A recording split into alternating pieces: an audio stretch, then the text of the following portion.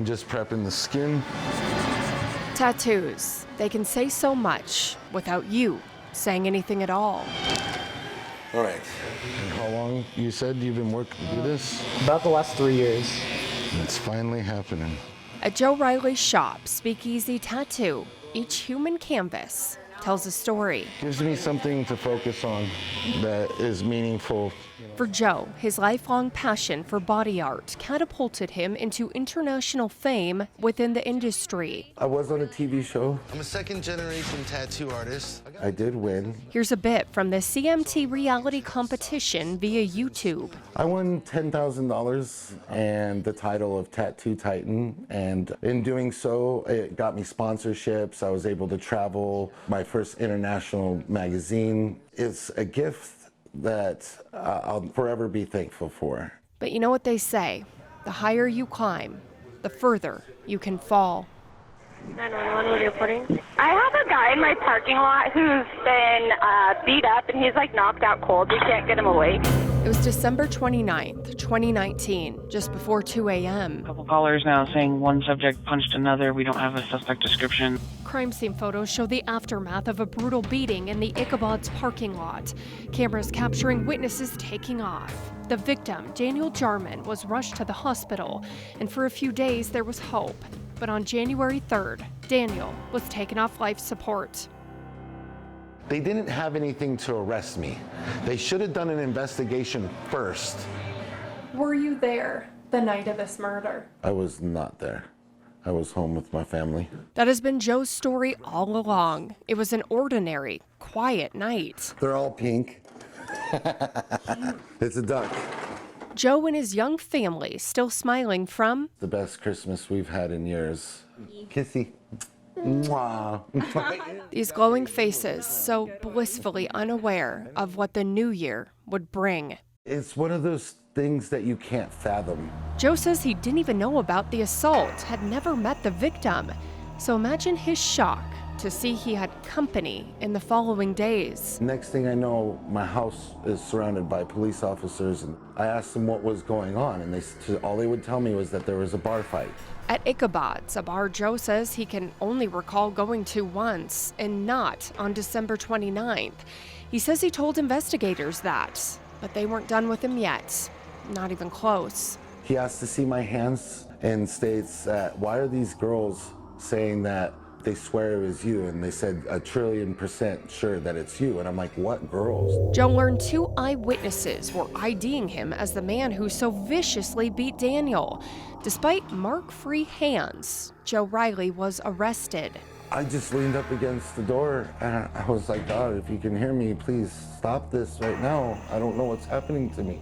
And things would only get worse. I hid under the table and just cried my eyes out, praying to God, being like, please, somebody save me. A wait inside a tiny Spokane County jail cell that would last 13 days. That's when an investigation launched by Joe's camp also began, exposing what, or should I say who, led investigators down a trail to an innocent man. For the first time, you too can hear what they did. Because the case remains active, we are not releasing witness names. 911, what are you reporting? Hi, we are just leaving Ichabod's bar on Sprague and Pines, and some guy just got punched a whole bunch of times, and he's like bleeding really bad and not responsive. Do you know who punched him? I have no idea. He's just laying in the parking lot. You said that you saw him being punched? Yeah. Okay, who punched him? I have absolutely no idea. Are you able to describe him at all? Honestly, no. It happened so fast. I have no idea. Multiple times, you heard it, this witness, seconds after the assault, saying she didn't see the attacker. The next day, that same woman called Crime Check with a new story. Crime Check, what are you reporting? Hi, I was at Ichabod's, the bar last night around 2 a.m. When there was a fight that broke out. Okay. And we were able to give a description of the guy that hit the other guy that ended up going to the hospital. But just doing some digging on Facebook and stuff, I'm pretty sure I found his name and where he works. I just wanted to give you guys that information. What do you think that person's name is? Joe Riley. A big shift in her memory from stating she didn't see a thing on the 29th to this formal police interview 2 days later. We just always do a recording of our interviews, okay? So. Where she now claims to recall details, including the number of blows. Joe sat there and just wailed on his face, and I would say at least a dozen more times just hitting him. Documents show a friend partying with that woman the night this happened also told deputies Joe was their man. The stories they told, nearly shattering an innocent family. Joe remembers begging the detective for some mercy. Why is this happening to me? I looked at him and I said, will you please help me? Will you please help me find who did this? And he said, if you didn't do it, I'll make sure that you get to go home. And eventually that detective did. Charges were dropped, Joe's name cleared, but still, so much damage had been done. This close to completely losing my life. This close, without any evidence, to just never hold my daughters again. 2 men, 2 strangers, both victims, although so different, from one awful night. For the rest of my life, I will have to recover from this. It's been about 6 months since Joe Riley had to fight like he's never fought before to clear his name. And now, he just wants one thing. Help me get my life back.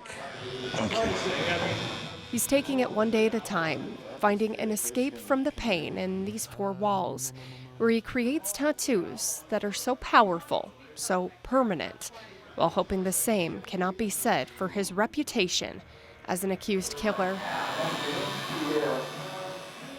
Because the search for who did do this is ongoing, the sheriff's office couldn't do an interview about this active case. But they did say they do have another person of interest now, and that person is not Joe Riley. Reporting from the sheriff's office, Haley Gunther, KHQ Local News.